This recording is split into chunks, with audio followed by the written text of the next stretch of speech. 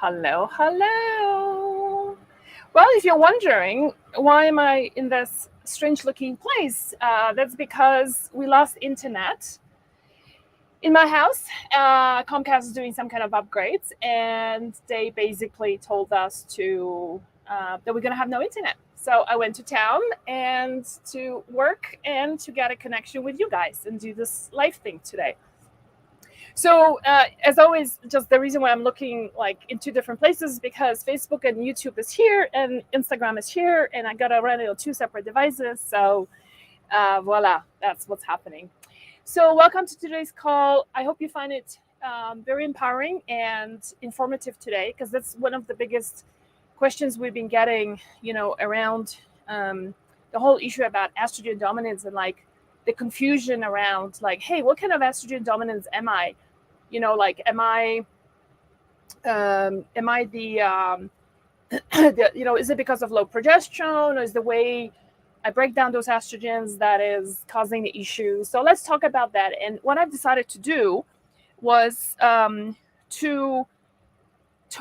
create a term, to give it like a nice embodiment, if you will, and calling it type 1 estrogen dominance and type 2 estrogen dominance. So type 1 estrogen dominance would be when you have the ratio of estrogen to progesterone is inadequate, okay? And type 2 is the way you break down those estrogens into nice, clean, and protective and good ones, and what I call the dirty ones is not favorable, right? And so that's really what we're going to be talking about today. Like, what do you do from the perspective of food, supplements, lifestyle options to correct either type 1 or type 2 estrogen dominance? So let me just explain a little bit more about the type 1. So type 1 estrogen to progesterone ratio, what we have found in functional hormonal health is that women has to have a adequate ratio of specifically estradiol, which tends to be the predominant estrogen in women, but is also the most aggressive estrogen if it's excessive. And unfortunately, estradiol can also come from what we call xenoestrogen. So like if you're still using mainstream, products that use like phthalates and a whole bunch of like a long list of chemicals that are acting as phytoestrogens, then it's going to show up in your blood work or saliva or urine testing as excessive estradiol. And it's not because you're producing so much, but it's also, you might be getting that from external sources, right? And it's unfortunate that lab testing today is not able to distinguish between like, hey, does the woman have a lot of estradiol because she's on hormone replacement? Is it because she's producing the hormones herself, or is it because she's using perfumes that she's spraying like straight on her thyroid, on her inner wrist here, and then all of that gets in really quickly? Because mind you, all the perfumes, all the high street brands, right? Like, I don't need to call out names, but you know what I mean? Like, you go through the airport, is pretty much a concoction of very strong chemicals that basically do not serve us well. So a big part of our work at Hormones Balance is about is helping you detox your homes. If you have my book, there's a whole bunch of overcoming estrogen dominance. There's a whole list of things that are safe, or you can make it yourself. Like, for example, I make my own cleaning products. It's really simple. Is water, is vinegar. It's typically, I use 1 to 3. So 1 cup of vinegar and 3 cups of water, and some essential oils like oregano, thyme. Those are highly antimicrobial, right? And I call it a day. And guess what? It does the good job, and my housekeeper is very happy, and it's all good. So I will talk about can you suffer from both types of estrogen dominance at the same time? It's a very good question, and the answer is yes, absolutely. And I'll explain that in just a second. So this is how you can experience, too much of it. Now, the other thing to consider when it comes to type 1 estrogen dominance, and that's like having that excessive estradiol, is that even when you go into perimenopause and menopause, which is like the biggest confusion, is women go, why is it that I'm experiencing low estrogen and you're telling me that I might be having estrogen dominance? And the answer is resounding yes, because this is, and even the type 1, you can have that in perimenopause and menopause. Why? Because even though both the hormones are dropping, the ratio of estradiol to progesterone, even when they are both low, can be completely off. And the interesting fact is the progesterone drops a lot faster in our 40s and 50s and 60s as compared to estrogen. So both of them are taking a dive, but progesterone is taking even a deeper dive than estrogen. And that's what can cause that disproportion. And that's the reason why, not surprisingly, our progesterone cream is one of an oil at the top selling products in our store, because women are just feeling incredible relief. Now, what are the symptoms? How do you know, right? How do you know you have it? Well, one thing is you can test, and the recommended test that we recommend is either doing it through saliva or through urine, and they can show you the ratio. And saliva is better actually for that, because saliva will show you adequate progesterone levels, and it will show you estradiol as well. So it's pretty sweet, a really good test to do. The symptoms, there's a lot of symptoms of estrogen dominance, and I don't know whether, do you guys need me to talk about it, or are you familiar with that already? If you want me to talk about it, just drop in there, cover symptoms. Just don't say yes, because then I don't know what are you saying yes to. So just say cover symptoms. But the distinct symptoms that are kind of unique to the type 1 estrogen dominance is things like having suddenly problems falling asleep, staying asleep. You wake up in the middle of the night and you just can't go back to sleep, right? And so another one is when progesterone drops too fast, the type 1 estrogen dominant, it tends to be like, you're just getting like a lot of anxiety, which I've never experienced before. Let's just say most of your life you were, a pretty calm individual, and you were able to, kind of own the space and, be rational about it. And then suddenly you're thinking like everything is just making you anxious. Everything is a bit of a nervous wreck. And that could be low progesterone. And so that could be pointing to type 1 estrogen dominance. Other few things is that progesterone, low progesterone can also be attributed to issues with high cholesterol, high, cardiovascular issues. So many of you are asking here to cover the symptoms. Okay. So overall, the symptoms of estrogen dominance, actually, let me pull out my list so I can give you the full list, and so that I don't forget anything, because it really is quite a long list of symptoms. Okay, so estrogen dominant symptoms, cycle changes, that's a big one, right? Mid-cycle spotting, that's another one. When you have low progesterone, mid-cycle spotting, like you're suddenly seeing brown discharge on your panties in the middle of your cycle, it could be due to low progesterone levels. So that's one of the symptoms of the type 1. Painful periods, PMS, heavy periods, scanty periods, irregular periods. Inflammatory, things like hot flashes, allergies, autoimmune diseases. I have found that hot flashes, we're going to be talking about hot flashes in a couple of weeks, you guys. If that's your struggle, then I have a lot of pointers for you, what you can do to help yourself. But in the meantime, hot flash can also happen due to that type 1 estrogen dominance, that too low of progesterone. And correcting progesterone levels could address hot flashes. It's not for everyone. Some women get hot flashes because of other reasons, and so that progesterone correction may not work, but it may help you, for example, sleep better.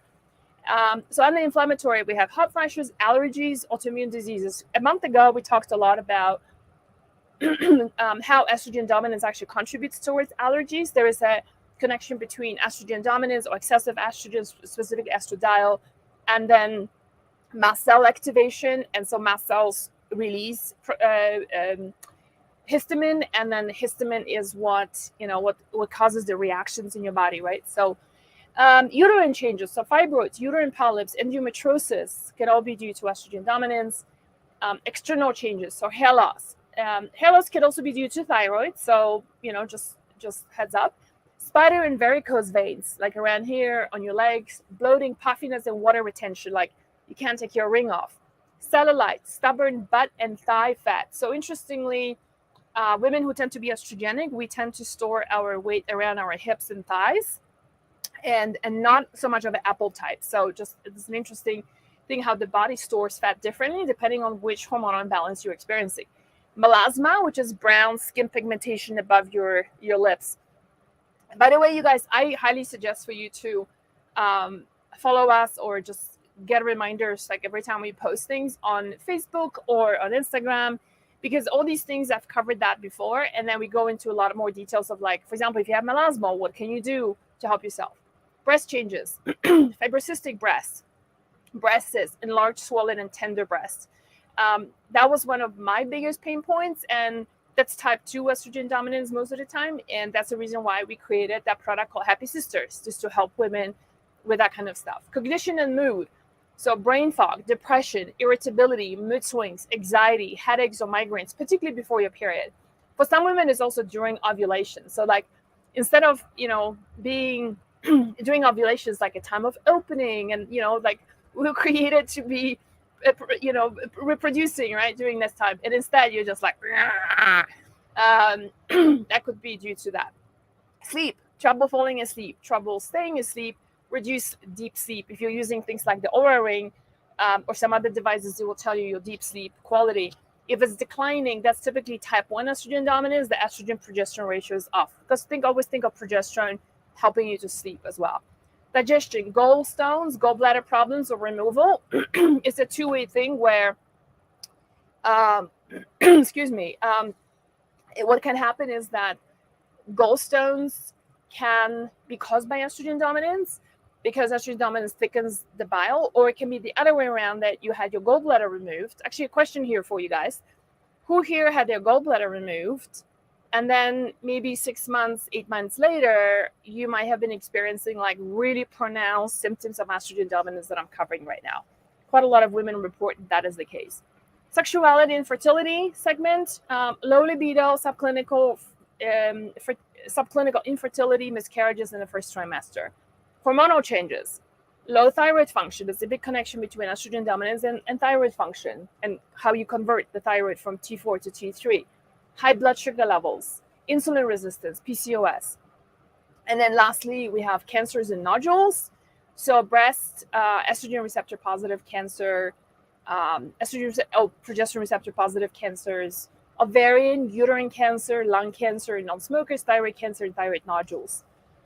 So as you can see, it's a pretty long list of various symptoms, and I think I've covered a lot of them. Which ones are type 1? So if you're suspecting you're type 1, so one more time, is either you go by symptoms, or you can go by, you can just go and get it tested. I prefer saliva for progesterone, estradiol, and the ratio, because actually it also calculates the ratio for you. But you can also go by symptoms. So low progesterone would mean sleeping problems. You can't fall asleep. You don't stay asleep. You wake up middle of the night. Your deep sleep is not there. You have mid-cycle spotting. You suddenly having a lot of anxiety, feeling very anxious and unsettled. That's worthwhile. And it's such a...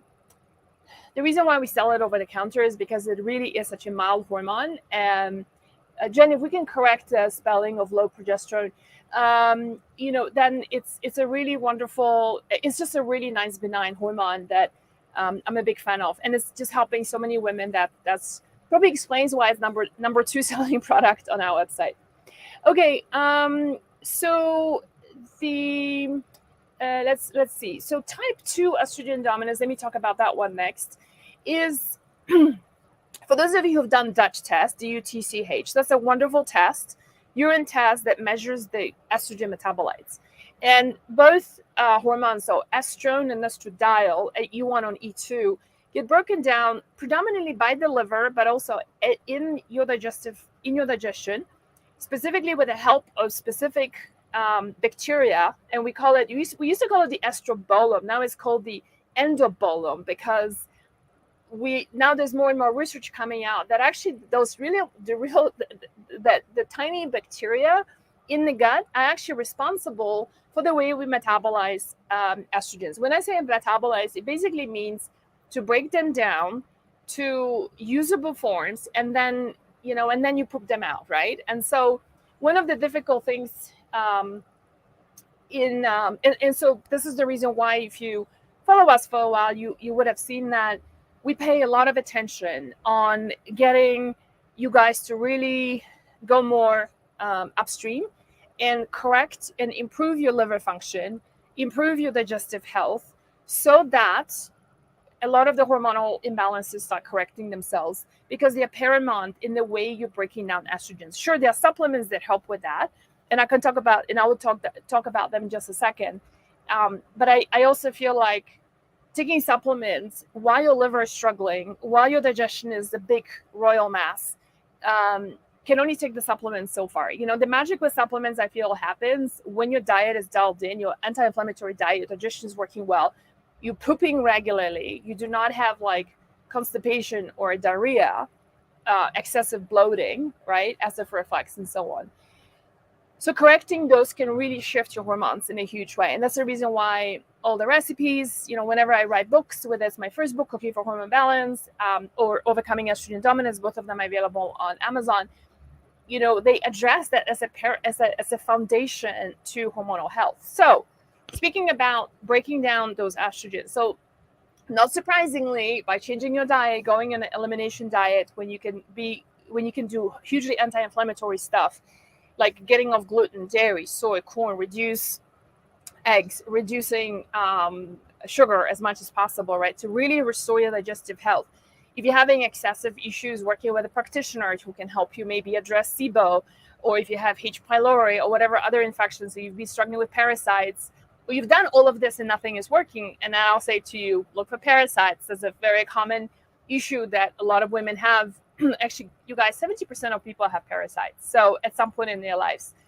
And that can really create a lot of havoc in our digestion, right? So, and then liver, right, is the other one. Who here has seen the video that I posted yesterday? I went on a hike, and Colorado spring is slow to come, but finally it's here, and there's dandelions popping up everywhere. I'm sure in your area too.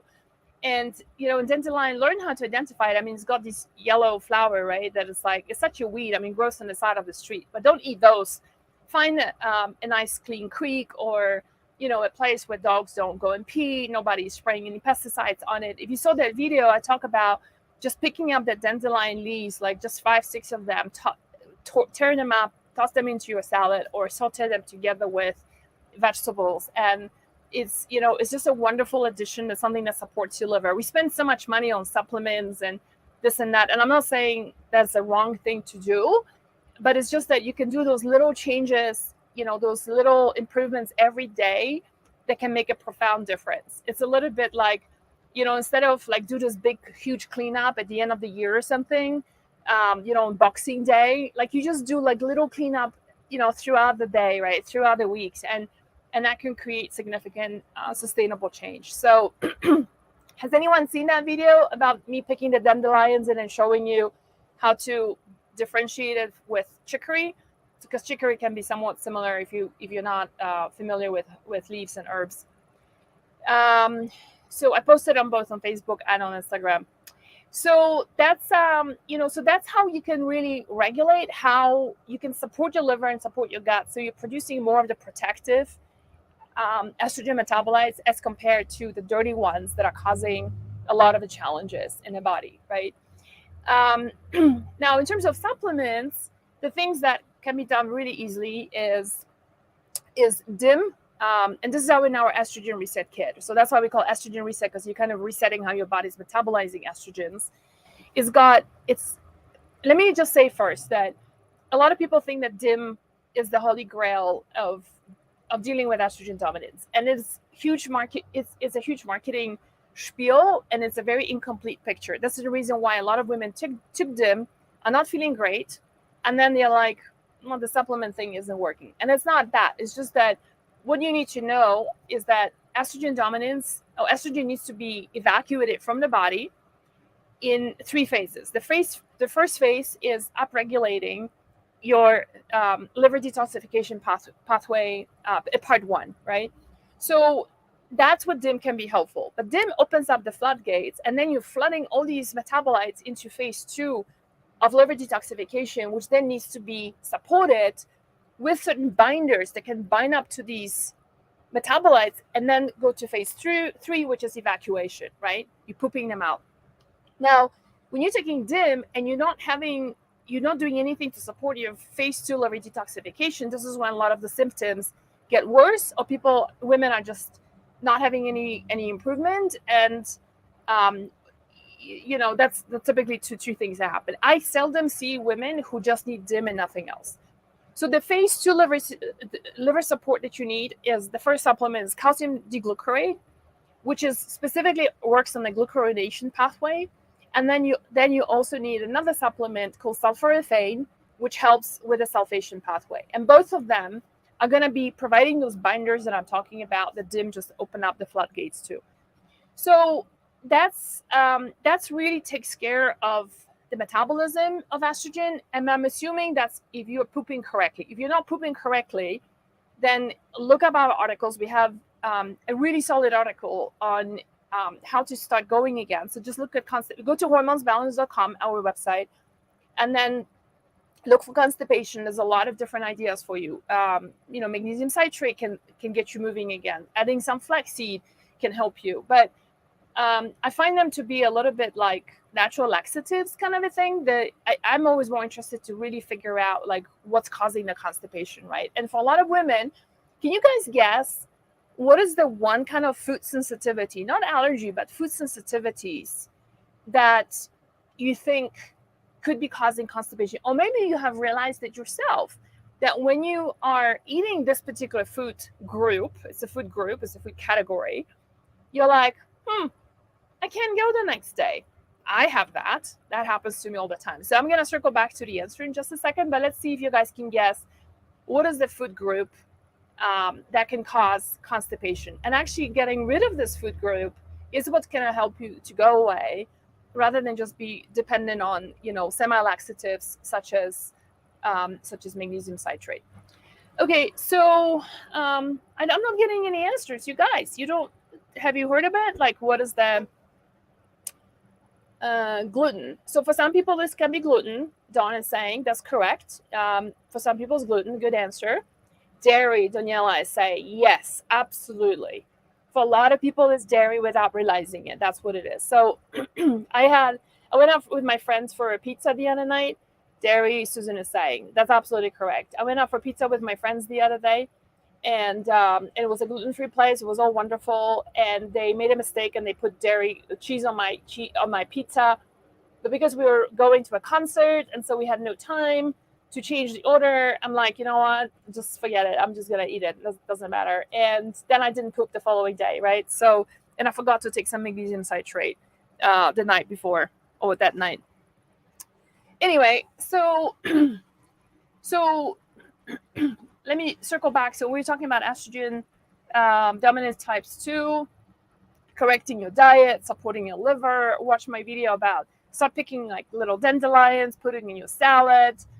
We're supporting the liver. Okay, great. So what are the supplements that help you? So we talked about DIM, sulforaphane, and calcium D-glucarate, and that's part of what we call our estrogen reset kit. Some of you may know we did a big push and promotion for our estrogen reset live, which is a live program. And I get it, not everybody wants to join online programs. So if you're more of a DIYer, consider getting my book to really get yourself educated about the diet as a foundation, and then add a couple of supplements with that. And you can save on top of the 10%, on top of the $16, I think, that the kit offers, you're also saving another $20. And that is expiring, I believe, in just a couple of days. So that's something, if you want to consider doing that, then that could be really, really helpful. So let's see. Jen, why don't we just dive into a couple of questions and then see what we've got. Kamoda is saying, do you recommend progesterone supplementation to make it so? Jen, I don't understand the question. Let's take something else. Mel is asking, is it difficult to tell by symptoms whether it's type 1 or type 2 because some symptoms are the same? Yeah. So that's correct. So a lot of symptoms are the same. Like, for example, a woman who's struggling with fibroids, or if is having a lot of fibrocystic breasts, like it's hard to say which one is it. So typically when somebody has low progesterone as well, they will be experiencing things like I said, lousy sleep, mid-cycle spotting, feeling a little anxious, not having a lot of deep sleep anymore, just sleeping very, like having a very shallow kind of a sleep, right? But you can always test. And the other thing is, like, if you don't want to test, because progesterone is such a benign hormone, it's just a matter like trying it, using it for a couple of weeks and see if that helps you. And if it helps you, then you kind of know that was because you were low in progesterone in the first place. All right. Danielle is saying, I just started taking DIM and now I'm not having a period.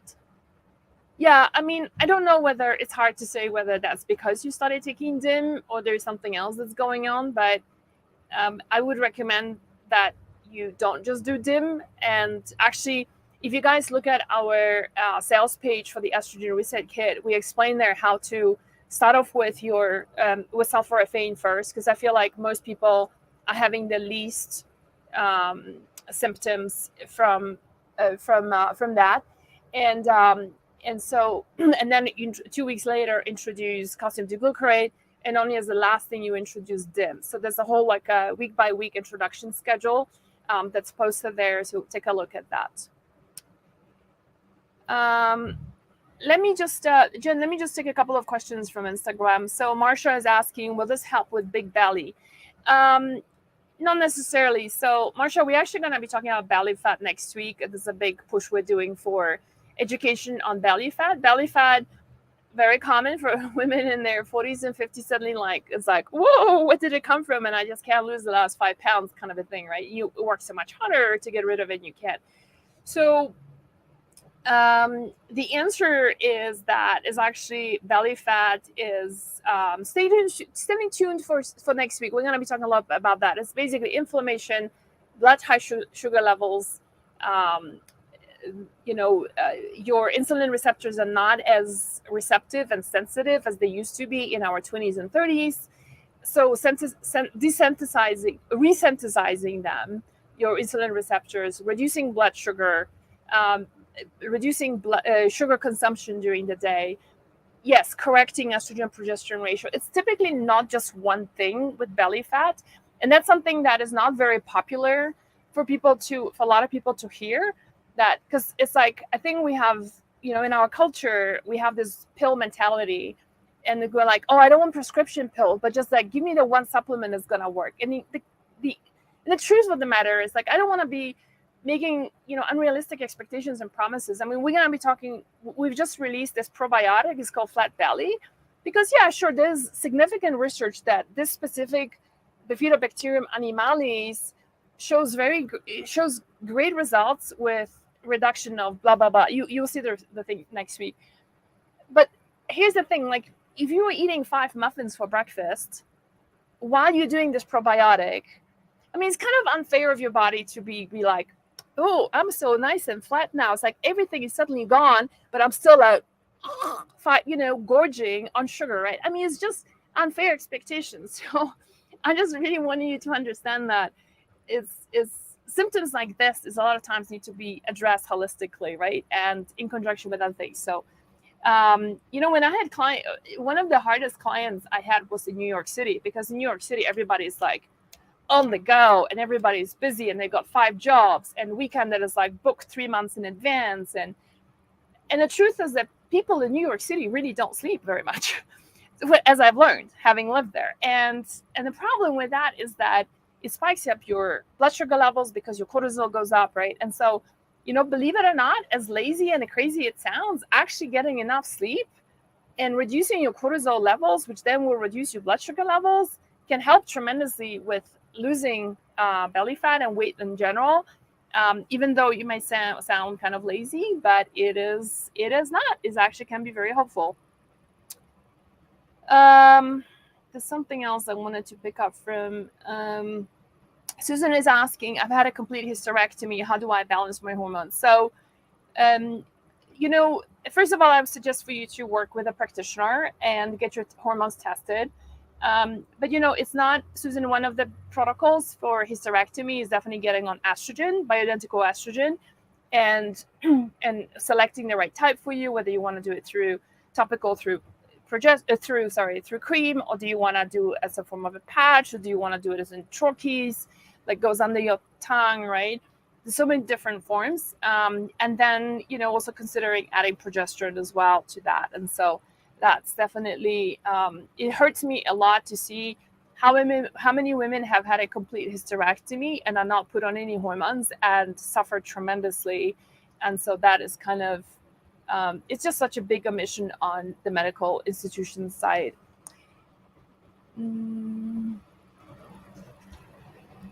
Okay. All right, Jen, why don't we do a couple of more questions, and then we can...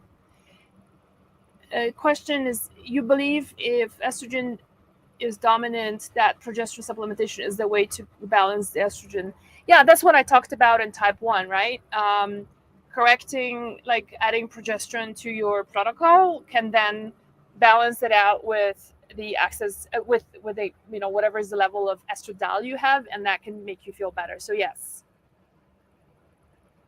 Do you recommend daily progesterone supplementation or cycling? So it depends on whether you still have your cycle or not. And we explained that on our website. If you look at the progesterone cream, whether you buy it from us or not, doesn't matter, but just like get educated on that. And so there is a couple of options. One is if you are still cycling, that you want to do 2 weeks. The first 2 weeks is going to be off. And then the last 2 weeks are from ovulation till your period, you do progesterone. And if you are not cycling, or like you are someone like me, I'm in perimenopause, my period is kind of wonky right now, I just do 25 days and I stop it during my period for the 5 days, and I go back on progesterone after that. If I find it helps me sleep, and I kind of like that.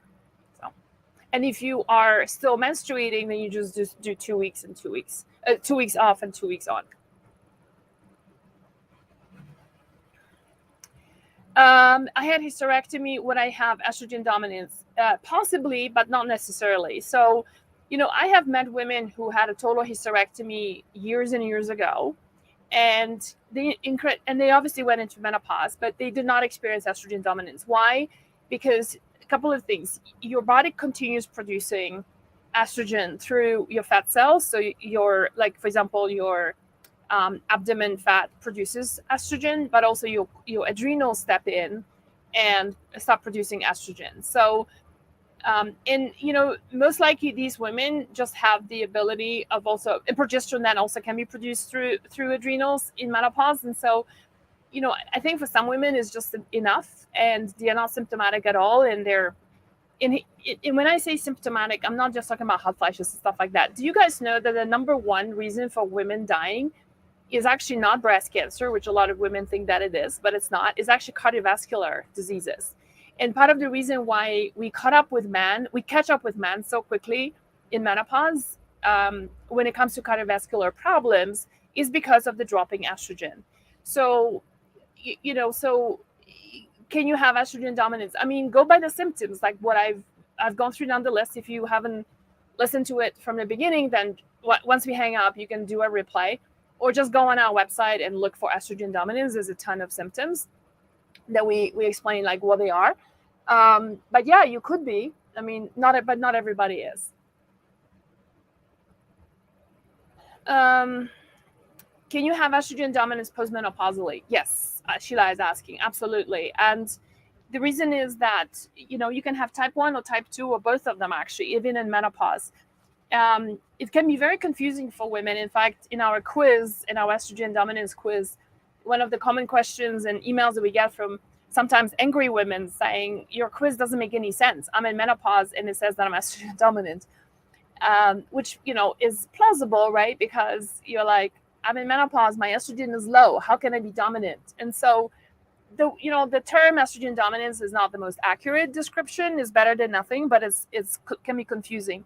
So you can experience type 1 estrogen dominance because so remember, that's your estradiol to progesterone ratio. Even though both hormones are low, they are out of proportion, right? So estradiol is still higher than progesterone, even though both of them are low. the second type of estrogen dominance, which is how you break down estrogens, right? And so even though you don't have as much as estrogen as you had in your 20s and 30s, so like you don't have like the big river, you just have a stream flowing, but it's still the way the stream gets broken down to a clean and a dirty stream is an issue, right? So in fact, if you think about estrogen dominance and breast cancer, most women have breast cancer in their 50s and 60s. And this is the time when we actually estrogen dominant, right? Not in our 20s and 30s when we have a lot of estrogen. So that's something to ponder, and how you break down those estrogens can be a big issue. So yes. Let's do maybe one more question and I have to start wrapping up. I'm low estrogen and low progesterone with progesterone supplementation. I'm wondering if too much DIM, as recommended by doctors, is making me feel a bit down, low mood. I mean, the only way, I can't answer that, Crystal, but the only way for you to know, right, is to get off DIM and then see whether that's what's causing it. The other thing is that, mood is not just controlled by DIM, right? But it can also be that, I mean, I would also talk to your provider about getting you on bioidentical estrogen and or DHEA, right, which then converts to, when you do DHEA, like topically, for example, preferably not through supplementation, not through not taking a pill, but then you're breaking down the DHEA to testosterone and estrogen, and those are, testosterone is a big pick-me-up kind of a hormone, right? That's what gives you strength. It gives you muscle strength. It gives you beautiful, like, plump skin, right? So not sagging. But it's also a big one for the brain. And we have big receptors in the brain for estrogen as well. So things like forgetfulness, low moods, mood swings, right? Those all can be associated with low estrogen as well.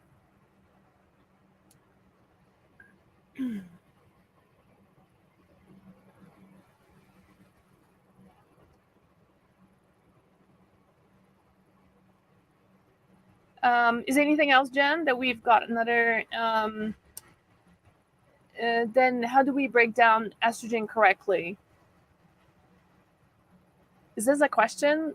Like, I'm not sure. Then is there like a first part of the question? No. Okay. Then I just read out what Chris said here on Instagram. She said, I'm 60, had a sudden bout of anxiety and panic, simultaneously discovered that all my sex hormones were almost non-existent. I had hormone replacement therapy via pellet, and has been life-changing. That's awesome. I'm personally not the biggest fan of pellets, just because you can't change the dose. Like, in case you need more or less of something, that the pellets are just releasing the same kind of dose every time. And so I'm a bigger fan of doing stuff topically. But then if you're doing topical hormones, you guys, whether it's from us, progesterone, whether you're doing estrogen, just be mindful of transference and making sure that you don't, like, you wash your hands. Like, if you're applying it here and using your fingers and stuff, like, don't touch your children with that, your grandkids. You don't want to put it on your husband. Your guy doesn't probably need that much progesterone and estrogen. So just to be mindful of transference. So just wash your hands afterwards if you're using it topically. Let's do maybe one more last question, Jen. Yeah. You said breast cancer, etc., is from not breaking down estrogen correctly. Then how do we break down estrogen correctly? So yeah, so maybe you missed that part, but so that's a big part of that is your gut health. That's where that's when the microbes make a very big difference in how you breaking down estrogens correctly. And the second one is the liver.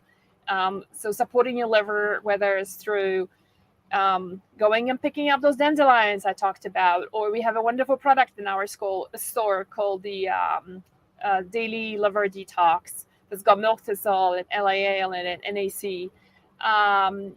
Those are things. And then on top of that, like, once you correct those, then adding those 3 supplements that I talked about in our estrogen reset kit, DIM, sulforaphane, and calcium duglucarate, that's when they help you break down the estrogen correctly. Okay. Hey, you guys, I hope this was helpful today. I know it can be a little dense topic, especially if you're new to all of this. It's like, oh my gosh. But I'm hoping that this has given you a little bit of actually, think of it this way. So like the type 1 is basically what I call uneven partners. So it's a little bit like, think of it this way. Like, I'm sure you have some friends who are like, like let's say the guy is like super aggressive and talkative and overwhelming, and the woman is like very timid, right? So I always think of it that way, that is like the uneven partners. And then the other one is the type 2 estrogen dominance, is basically when you have ugly breakup. So it's like, some people part ways and they have like a really nice breakup, and there's other people who just don't talk to each other for decades because they had a bad breakup.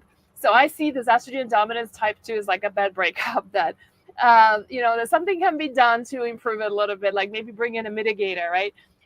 And so that mitigator can be, all the things we talked about. So anyway, the estrogen, so just to repeat, the estrogen reset kit is something that we have a promotion going on right now for that, for $20 off on top of the $16 you're saving that as a kit. And the code is STARTNOW20 in a checkout, and it gives you a copy of my book, Overcoming Estrogen Dominance, and then you have all the 3 supplements, DIM, sulforaphane, and calcium glucarate in there to help you break down estrogens in a correct way. It does not address the type 1 estrogen dominance, so you can always add the progesterone as you're checking out, or add it later. So thanks again. I'm looking forward to the weekend. It's been a big week. And for those of you who are just wondering, it came in a little bit later, I'm in my camper van because we have no internet up in the mountains today. Comcast was doing an upgrade, and so I had to get out. So I thought, might as well do it in the camper van. I did that for 5 months last year over summer when I was doing it East Coast. And so meet my 2 co-pilots. One is, hi Nella. This is my Jack Russell. And then the Westie is down there. Come on. Yeah, we always travel. We are the 3 musketeers. So this is Charlie, my other co-pilot, and yeah. So I think we're gonna go for a walk. Don't you think? You want to go for a walk? I think so. Yeah. Enough of working, huh? Mommy's worked too much today. Mwah. All right. Have a great weekend, everyone, and I'll talk to you soon. Bye bye.